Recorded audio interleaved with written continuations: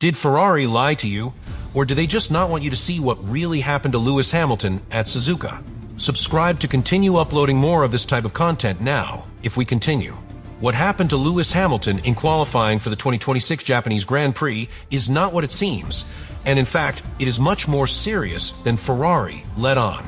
Because when you see a P6 on the table, you may think of an imperfect lap, traffic, or simply lack of pace. But we're not talking about that here.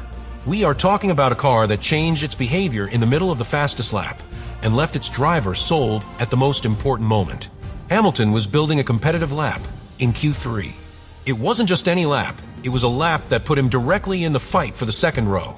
In fact, in his own words, he was ahead on that first attempt. Everything was under control until that key moment arrived, the famous snap. A sudden, dry oversteer that breaks the balance of a car just when you need the most precision. But what was really worrying was not the correction itself, it was what came after. That small slip caused an automatic change in the SF20SIXS power deployment system. And here is the critical point that almost no one explained. Hamilton did not lose time because of the error in the corner. He lost time because the car stopped delivering power correctly on the straights. About 2.5 tenths disappeared just because of that change in the behavior of the hybrid system. This generates a completely abnormal situation within a qualifying lap, because Hamilton was still competitive in the corners, even faster than his own teammate in certain sectors. But as soon as the straights arrived, the Ferrari simply did not respond. It didn't accelerate the same. He didn't have the same dedication. And that on a circuit like Suzuka kills your lap completely. This is where the problem stops being specific and becomes structural. We are not talking about a piloting error nor a bad strategic decision. We are talking about a system that, under pressure, does not maintain stable behavior. And that's what's really worrying. Because if a simple snap can alter the performance of a car in this way, then the limit of the SF26 is not being set by the pilot, is being set by the machine itself. Ferrari tried to soften the narrative, talk about normal differences, about an adjusted classification, but the data tells a different story. One where Hamilton had the pace to be further ahead, where the car showed speed in technical areas, but failed just at the moment where everything is decided. And that contrast is what changes everything. Because it is no longer a question of being faster or slower than Mercedes or McLaren. It is that Ferrari, at this point in the season, cannot guarantee that its car will maintain performance during a full lap. Hamilton's problem does not end in that snap. In fact, that is where the story that Ferrari does not want you to analyze in depth really begins. Because if that failure had been something isolated, circumstantial, we could let it pass. But when you start to connect the pieces, you understand that what happened in Suzuka is only the visible consequence of a much deeper weakness.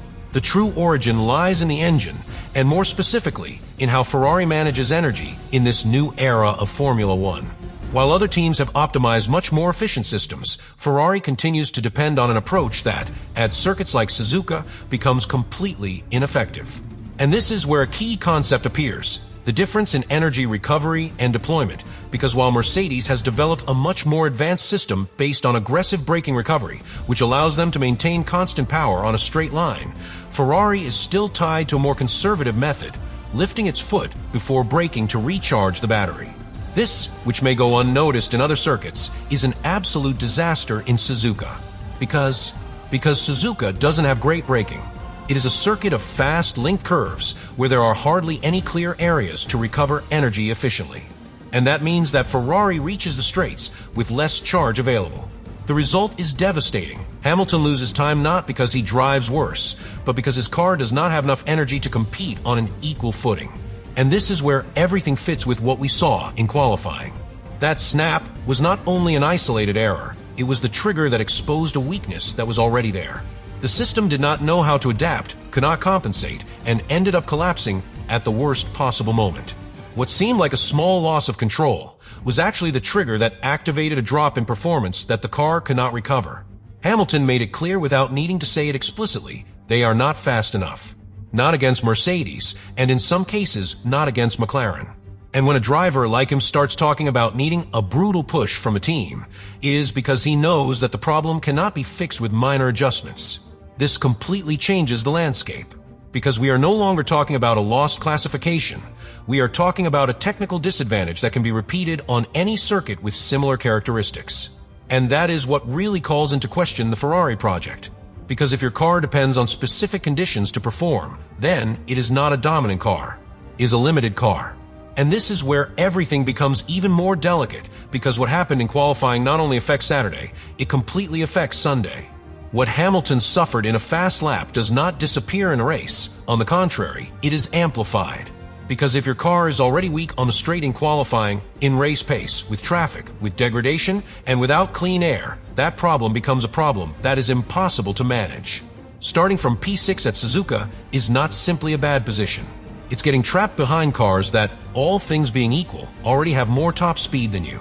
And that means Hamilton doesn't just need pace, he needs strategic miracles to move forward.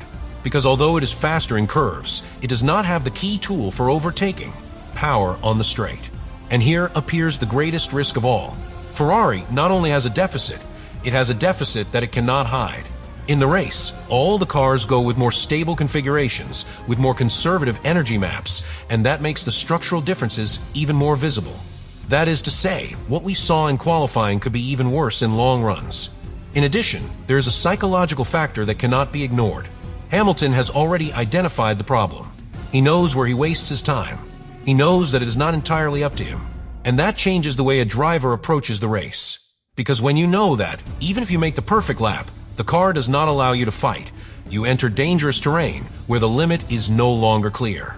Meanwhile, Ferrari is left in an awkward position. Because recognizing the problem means admitting that they are behind in a key area of the 2026 regulation. But not doing so means repeating situations like this over and over again. And that, in such a tight championship, is unsustainable. So the big question is no longer what happened to Hamilton on that lap. Ferrari came out to talk about a classification within what was expected, trying to place the result within a controlled narrative. But when you listen to Hamilton, when you analyze the data, when you understand what happened on that lap, you realize that it doesn't add up. There is no coherence between the official discourse and the reality of performance. And this is key.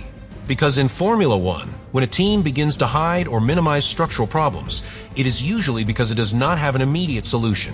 It is not a question of media strategy. It is an internal warning signal. Ferrari knows that this deficit exists. He knows he's not punctual. And he knows that, in similar circuits, it will appear again. This is where Hamilton becomes an even more important figure within the team, because his experience allows him to identify exactly where the problem is. He himself admits that he was faster in curves, but lost everything on the straight. That type of reading is not a coincidence. It's diagnostic. He is a driver who understands that the limit is not set by his driving, but by the technical package underneath him. And that creates enormous pressure within the team, because now it is no longer enough to evolve the car. Concepts must be rethought. You have to understand why Mercedes has taken that leap in energy management, why McLaren also remains competitive, and why Ferrari continues to depend on a system that falls short in critical scenarios. Furthermore, there's another detail that aggravates all this: the context of the season. We are not in an initial phase where everything is learning. There are already real comparisons, there are already clear references, and Ferrari has already had time to understand its car. And yet, this problem is still present. What happened in Suzuka is not just a technical failure, it is a crack in the project. A crack that Ferrari tried to cover, but that Hamilton inadvertently left completely exposed. What happened to Lewis Hamilton in Suzuka was not just a discrete result, it was a warning. A clear sign that Ferrari at this moment is not just losing on pace, is losing on concept. Because when a car depends on ideal conditions to perform, when its system fails after a minimal imbalance, and when cannot sustain its performance throughout an entire lap, the problem is no longer circumstantial, it is structural. Hamilton let it be known bluntly. I had the pace to be ahead, I had the lap under control, but the car didn't respond. And that's what really changes everything. Because we are no longer analyzing whether Ferrari can fight with Mercedes or McLaren, we are questioning whether they really have the tools to do it consistently. The snap was only the trigger. The real problem was hidden in how the SF26 manages its energy, in how it loses performance right where it matters most, and in how that weakness is hopelessly exposed at circuits like Suzuka. And the most worrying thing is that this cannot be solved with minor adjustments, it requires a profound change. Ferrari tried to soften the blow, disguise the result, reduce it to a complicated classification, but the reality is different, and Hamilton knows it. Because when a driver of his level starts talking about clear differences, a lack of speed, needing an enormous effort from the team, is because he has seen something that goes beyond a weekend. So no, this is not just about Japan. It's about what's coming. Because if Ferrari does not correct this problem, Suzuka will not be an exception. It will be the beginning of a pattern. Subscribe to continue uploading more of that content. Now you really think about all this.